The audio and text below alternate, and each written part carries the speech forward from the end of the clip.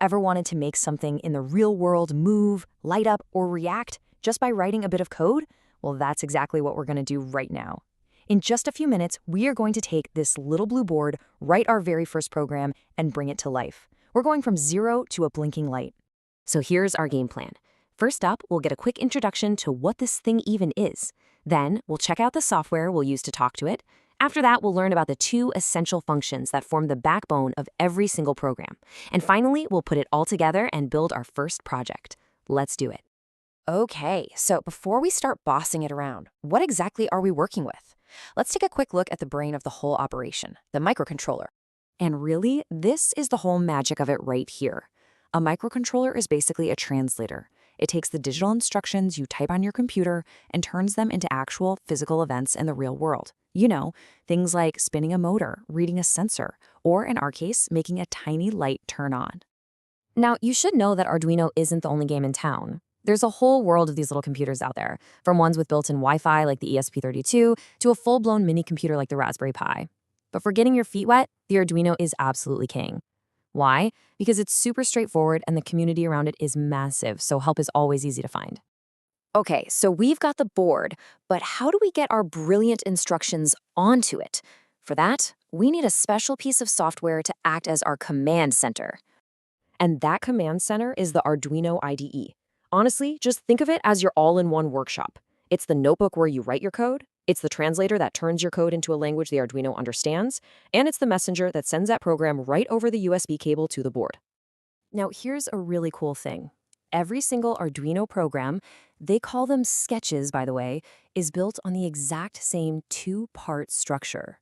Once you get this, you'll understand the basic rhythm of pretty much any Arduino project you'll ever see. And here is that rhythm. It's so simple. The setup function is like getting ready in the morning. You do it once, right when you wake up, to get everything prepared for the day. The loop function? That's the rest of your day. It's the stuff that repeats over and over and over again until you power down. All right, just one last piece of theory.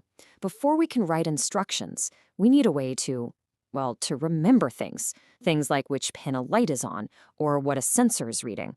And in the world of code, we use little digital containers called variables for that.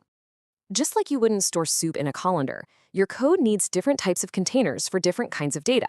You've got containers for whole numbers, for single letters, for decimal numbers. But for today, we only need to care about one, int, which is short for integer.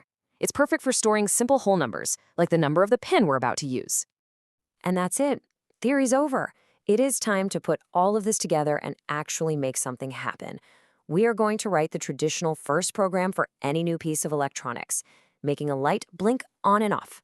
So here it is, the whole shebang.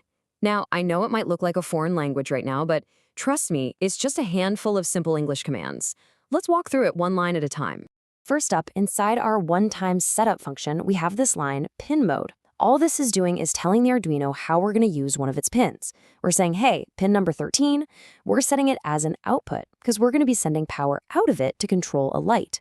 And conveniently, most Arduinos have a little LED built right onto pin 13.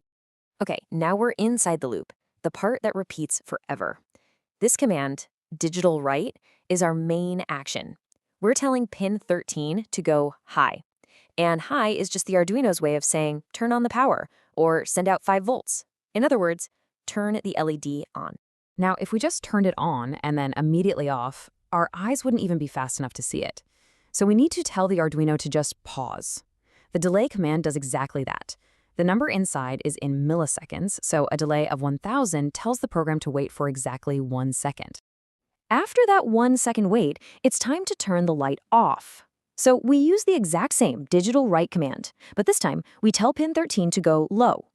You guessed it, low is the opposite of high. It means cut the power, which turns our little LED off.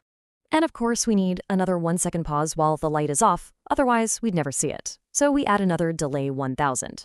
Once that second is over, our loop function hits the bottom, and then it instantly jumps right back to the top and does the whole thing over again. On, wait, off, wait. Forever. Okay, once the code is written, the hard part is over.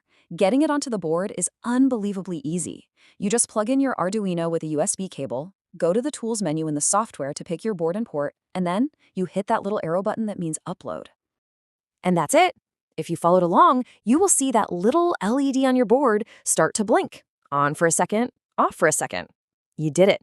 You just told a physical object what to do using code that you wrote. That's amazing. Congratulations. You are officially an Arduino programmer.